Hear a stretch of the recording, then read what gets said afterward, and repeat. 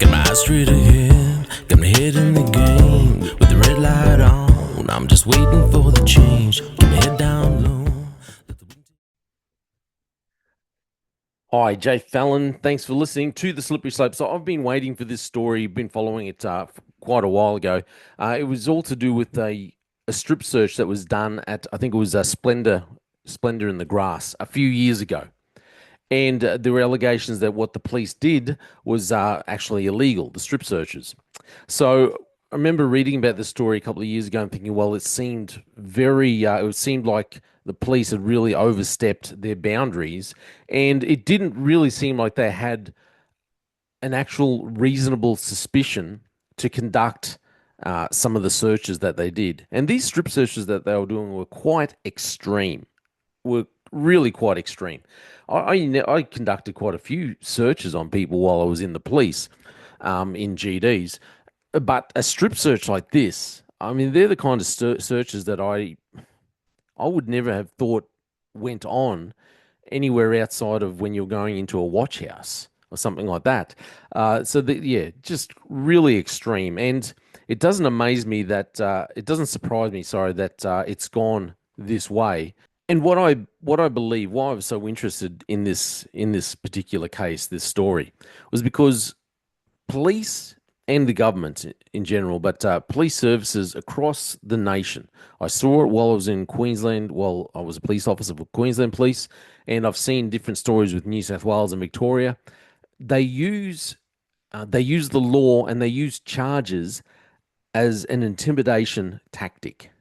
Okay, they might have a suspicion. They might be thinking that they're on the right track and they're going to charge people, so they will use it to intimidate. And if they make a wrong step and they think, oh, well, we might be overstepping, but we can intimidate the person into line, so to speak, We're not really sure if the person has done this or if they've done something illegal. We're not really sure if we could have done it, but we'll just bring such pressure down upon this individual that they're going to want to plead guilty. They're going to want to come into line, or they're going to want to fall into line because they're so scared of what we're doing and they feel the pressure. They're just using it as a weapon, and it's deplorable, disgusting what they're doing. So the story came out a couple of days ago, and this was in The Guardian. It was reported. So absolutely no evidence how New South Wales police backflipped on unlawful strip search. So this was, like I said, all to do with Splendour in the Grass. So Raya Meredith was at one of Australia's biggest music festivals when a drug detection dog sniffed in her direction. The dog then walked on. The New South Wales Supreme Court recently heard, but police officers stopped her. They took her bag and searched it. The 27-year-old, who was postpartum at the time, was then taken into a makeshift tarpaulin where a female police officer asked her to take all her clothes off, bend over and bare her bottom, drop her breasts, and remove her tampon.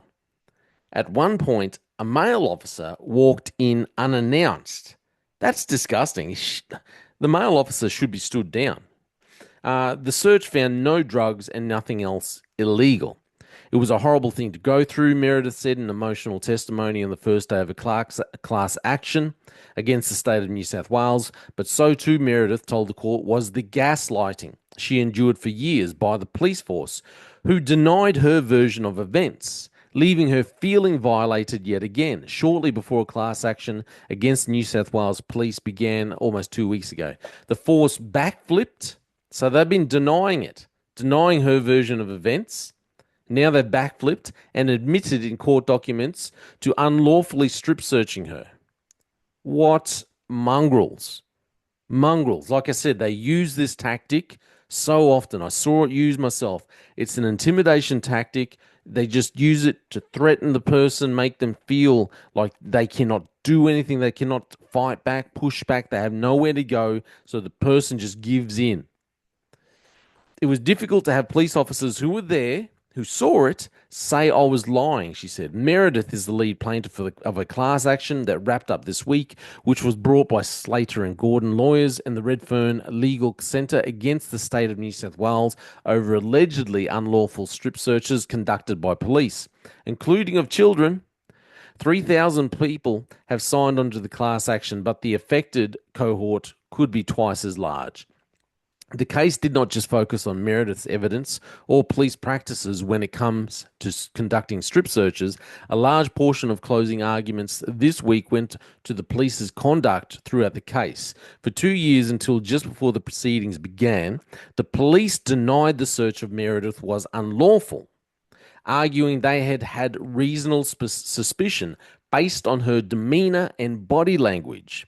The police had called 22 witnesses, mostly police officers, to contradict Meredith's version of events. So, if you don't know, if a police officer is going to, they say they're going to search you for drugs or something like that, they need to have a reasonable suspicion. And generally, they need to articulate what that reasonable suspicion is. They can't just make it up, then they, oh, yep, no, I've got a reasonable suspicion, and that's it. You need to say, this is my reasonable suspicion. This is why I suspect blah, blah, blah. But in the days before the hearing began, the police withdrew their witnesses. So they had 22, just leave it all hanging overhead. Yep, no, you're crazy. This didn't go on. Oh, no. Now we've got no witnesses.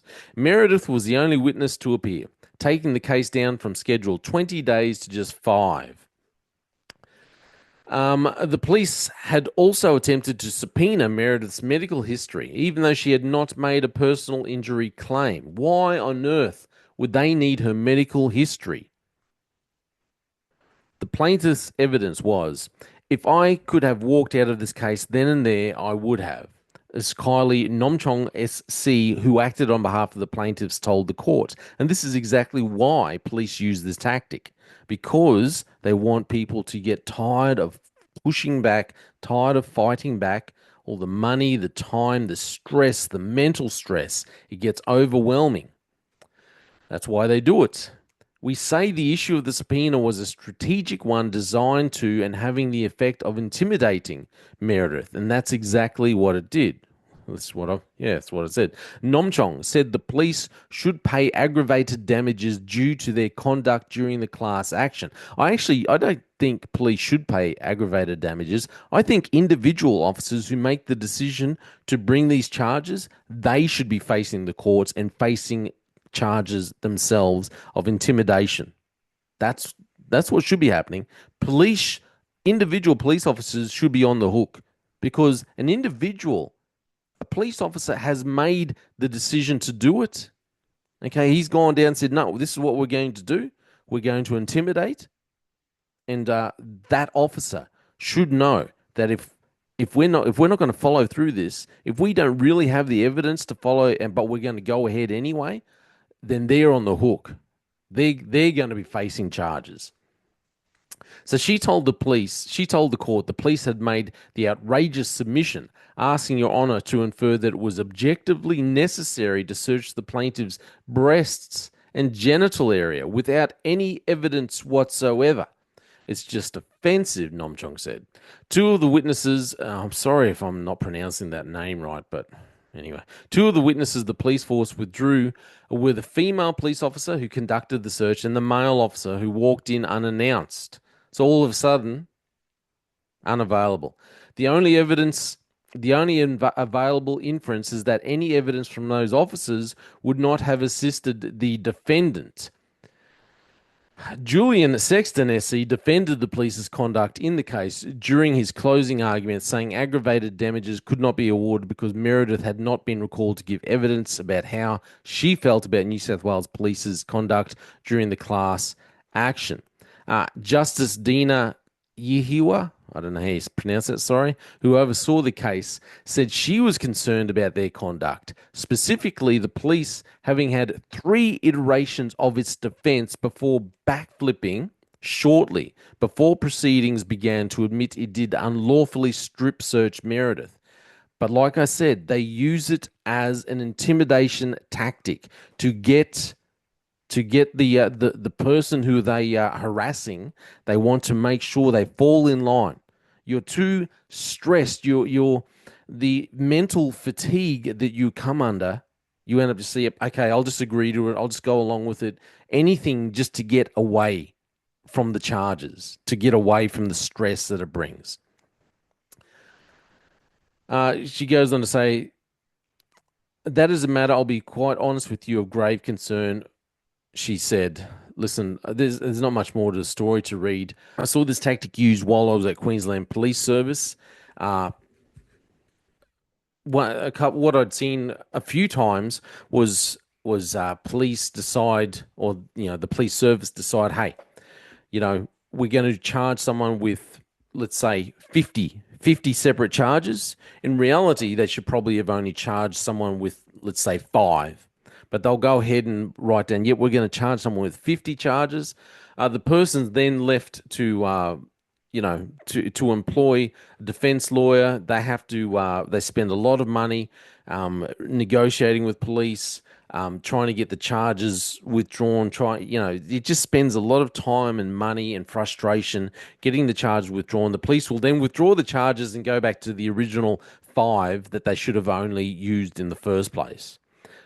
Or we see other intimidation tactics where they'll just, like what happened in Victoria. There was that lady who put up the comment on Facebook when we had the COVID plan going on. Police went around, executed a warrant late at night, charged her, left the charges hanging over her head for, I think it might have been 2 years at least. And then just before it was all to go to court, I think this was in Ballarat. I think it was. They withdrew the charges just before it got vetoed. So, the poor lady has these charges hanging over her head for quite a long time. You can't move on with your life. You've got, like I said, the mental stress, the fatigue of having to worry about charges, thinking about the worst case scenarios. Could you face a massive fine, possibly go to jail? It's hard to move on, get other jobs, or with your employment or whatever. You've got to say, oh, I've actually got these charges, criminal charges hanging over my head. Worst thing could happen, who knows, I could end up in jail. It's hard to move on with your life. Police use these tactics just to intimidate people against ordinary Australian citizens. And then, like she said, they were gaslighting her. Hey, we never conducted these searches. Oh no, the male officer didn't walk in. Oh no, none of this ever happened. Oh, we've got all these people here who are going to come and give evidence against what you're saying and contradict what you're saying. So you should stand down. You should be intimidated. You shouldn't fight back. Oh, and then lo and behold, at the very last minute, oh, actually, yeah, we did do these searches. They were illegal. We no longer have any witnesses to back up our claims that we've been claiming for the last, or was it 2, 3 years now? I mean, how can things suddenly change like that? Oh no, we've been saying this for such a long time, but what do you know? We've changed our minds. Nothing to see here now. All our witnesses are gone. I believe we've got a number of issues here. We've got police who, let's just face it, a lot of police who are just incompetent. The reason why we've got so many incompetent police, I believe, is because our governments have struggled to bring new blood in, and because they've struggled to bring new people in, they've just lowered the bar. They keep lowering the bar. First, they've struggled because they've made an enemy out of a lot of people, and they forced a lot of people out because of the mandates and this kind of thing. Secondly, they've lowered the bar because they wanted so much DEI. Unfortunately, if you're insisting on certain ratios and you're not getting the ratios, well, the manner in which they make up for it, they decide, well, we'll just lower the bar. We'll just lower the standards that we have to have before we can accept people in. And then you get a lot of police officers who just shouldn't be on the job in the first place. Secondly, we don't hold police and government accountable. The government had a big hand in these strip searches and pushing. It was all a political ploy because drugs at these festivals. We've got to do something about that. So we have senior officers pushing for all these things to be done, these strip searches to be done, and then no one has to answer for it when it's shown that it was illegal. No one answers for it. There's no accountability at all. So the government's not accountable. Senior police aren't accountable. The officers that conducted the strip searches aren't accountable. No one is accountable, and except for the young lady who's been made to feel, who's been demeaned in such in such an horrendous manner. I think it's absolutely disgusting. Anyway, this is all my opinion. I'll keep following this story and see what the outcome is. Hopefully, I don't think it'll happen, but it would be good if police were held accountable. It'd also be good if police were held accountable when they go and use law and use charges as a weapon against people to intimidate and coerce people. This is all my opinion. My name is Jay Fallon. Check out the rest of my podcast and my music. Thanks for listening to The Slippery Slope. They just fuel a desire that will take me higher. I'm on fire because nothing's going